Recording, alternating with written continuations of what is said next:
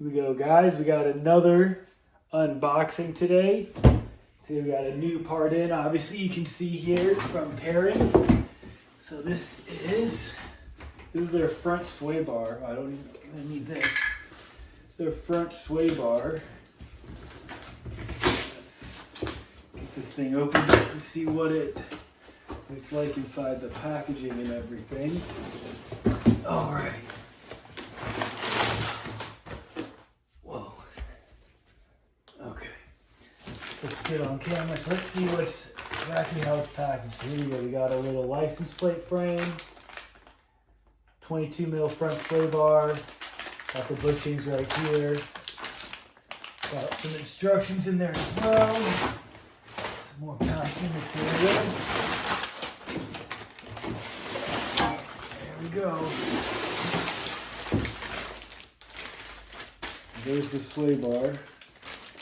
I picked this one because it has the collars already welded on, built in, so it's nice. I have a white line sway bar on the rear, and I had to bolt on those collars.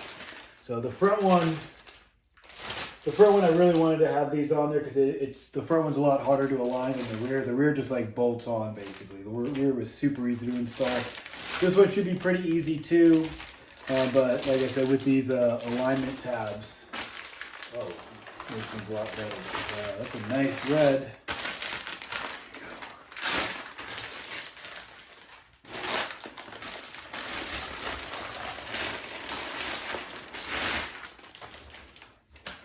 Alright, that's a nice red. Got the Perrin logo on it right here, so it's probably going to go somewhere like this on the car. We're gonna use the stiff setting for the front.